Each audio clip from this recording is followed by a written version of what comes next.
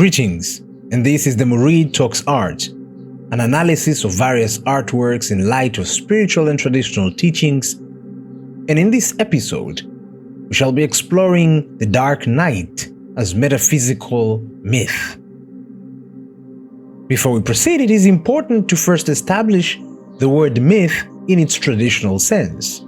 Myths are stories, legends, and epics that symbolize deeper metaphysical truths, as the truths in themselves, being those of the universal order and hence transcendental, are beyond the realm of expression and hence language.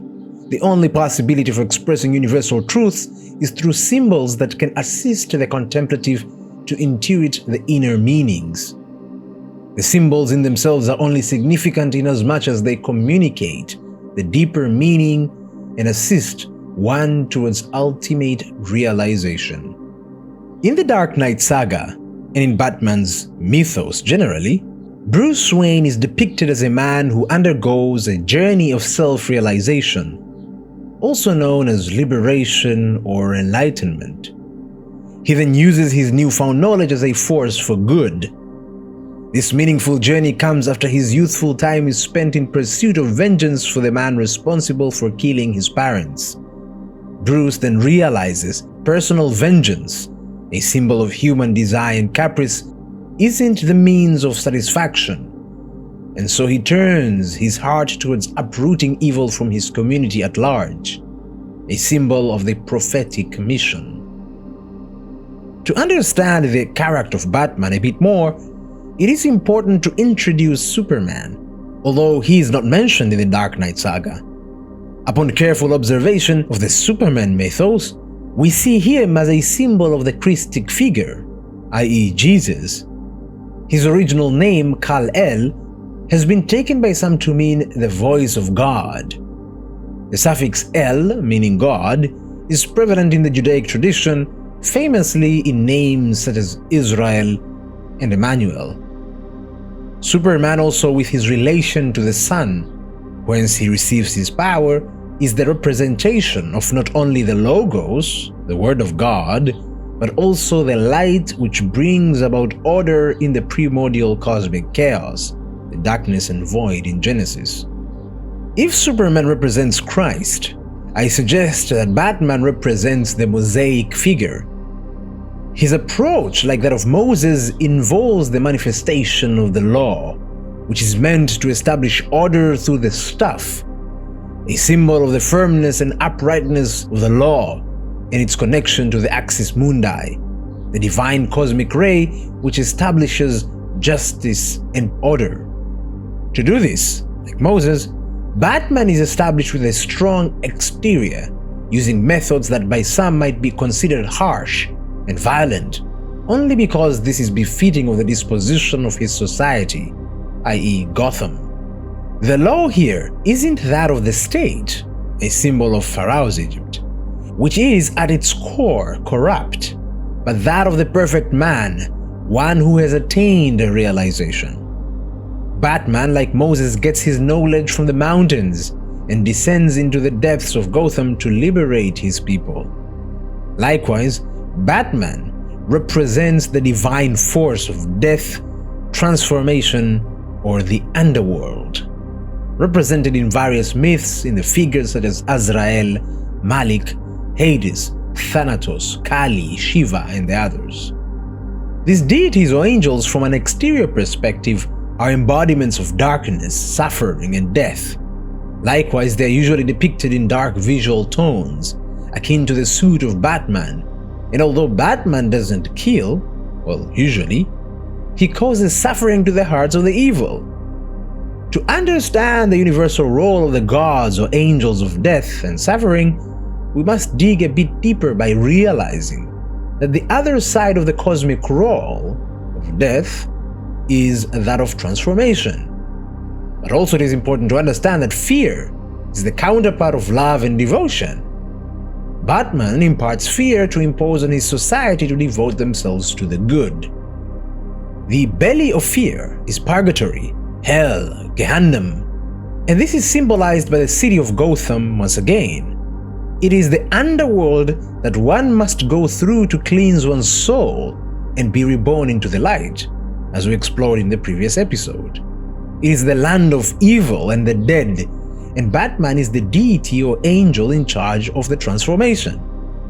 Gotham might also represent the lower world of man which Adam and Eve occupy after the fall from Eden. It is here that man must battle with his vices to attain virtue, aided by the angel of fear and transformation. Now, if Batman represents the good, albeit in the mode of fear and suffering, the Joker represents evil.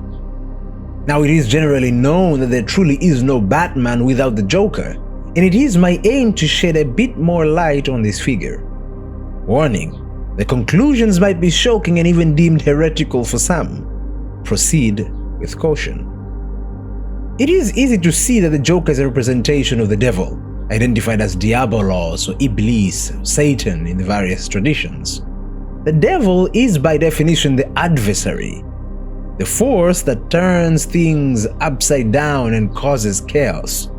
It is the downward tendency, pulling man away from the state of unity with God, which is represented by peace, justice, and tranquility. He does so by pulling them towards the fallen world of multiplicity. But why is the Joker a complement to, or more so a counterpart of Batman? How is evil related to good? Towards the end of The Dark Knight, Joker summarizes this universal occurrence when he says, "This is what happens when an unstoppable force meets an immovable object." These two forces cannot cancel each other out. They are coincidentia oppositorum, the unity of opposites, like yang and yin, light and dark, subject and object, body and shadow. I think you and I are destined to do this forever. It is only from the view of fallen men that they oppose each other.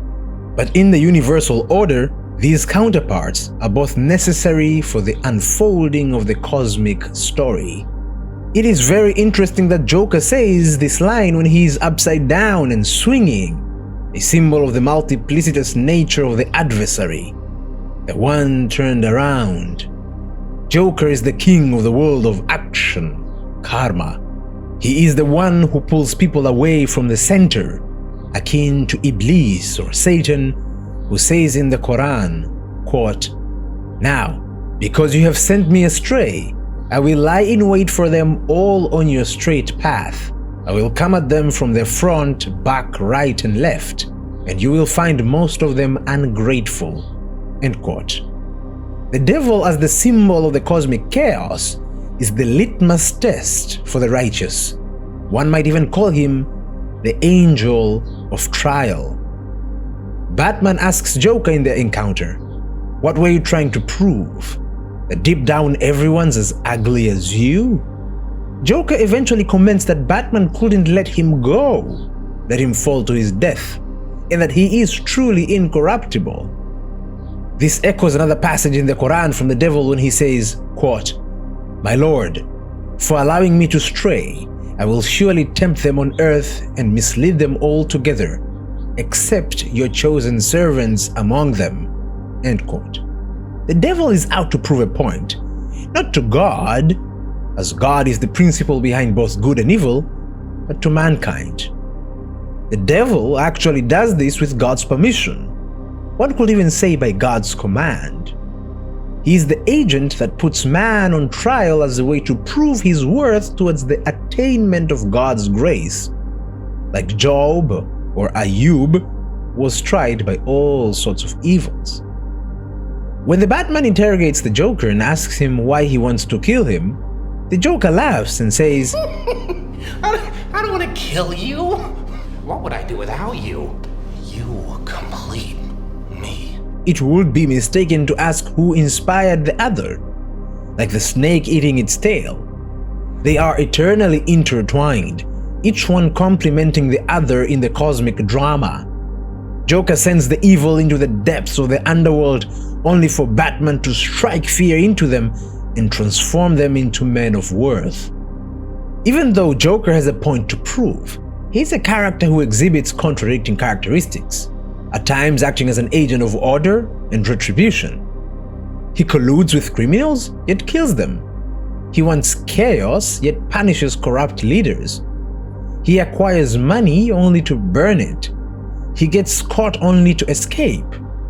It is because of this character that Alfred tells Bruce, "Some men aren't looking for anything logical, like money.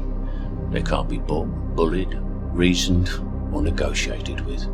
Some men just want to watch the world burn." This statement echoes Joker's own statement. The only sensible way to live in this world is without rules. Yet again, Joker's statement is externally self-defeating. By stating it, he's already made a rule, and one shouldn't live by rules according to him. But if we are to decode his statement, we can once again arrive at the symbolic value of his character. If I'm to refer to the Bhagavad Gita, Lord Krishna tells Arjuna that the aim of one's action isn't the reward one seeks to reap from it, but only for the sake of fulfilling one's duty or role in the cosmic unfolding. It is important to note that this conversation is happening in the middle of war, a symbol of cosmic duality. One doesn't attain liberation with reward in mind, as there is nothing to receive ultimately. Anticipation for reward only incubates the desire to receive more, and not true satisfaction. The desire for reward is symbolized in The Dark Knight by the character of Harvey Dent, or Two-Face. Dent is the representative of most people who seek good only when it befits their ego. Dent initially deals with crime to uphold his status as DA, with all the merits and shining remarks. But once that which he loves most is taken away from him, he turns around and becomes a criminal. Dent also represents man as he is caught up between dual forces of fate, light and dark. As one corrupts him, the other redeems him. It is interesting that Two-Face is only redeemed after he meets his death, and his cross is borne by the liberated one. This shows that the journey in between is only overcome through death, which here symbolizes the transcendence from both good and evil viewed in opposition. As long as one lives in the world of duality, there is always a potential for that which is considered maleficent or evil. Some men just want to watch the world burn. Viewed in itself, the burning of the world is a malefic occurrence, but viewed in the universal order, such burning is a means for transformation, like gold that needs to be purified. In a sense, the Joker is a partner of the Batman, the one to do the dirty work to clean up the souls of men. As the Sufis would say, annihilation is the only way to total subsistence, another coincidentia oppositorum. I will recall Bob Marley's words, quote, "Nation war against nation. Where did it all begin? When will it end? Well, it seems like total destruction is the only solution. And there ain't no use. No one can stop them now." End quote. One might wish to see in this song statements from an activist, but I see in them verses of a mystic, like the battlefield of Lord Krishna and Arjuna, the great jihad of Muhammad, and the Gotham of Batman and the Joker. One is only liberated through knowledge or gnosis.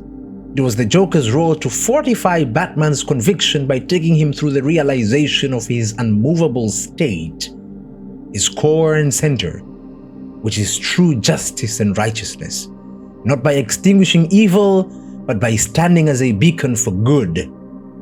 Batman needs the Joker, for as light truly shines in darkness, and sound is heard in silence, order emerges from chaos. Well, thank you so much for taking your time to listen to this episode of ours, and I'm hoping you've enjoyed as much as I've enjoyed to create this episode. As always, don't forget to like, subscribe, and share this episode with others who would enjoy it as well.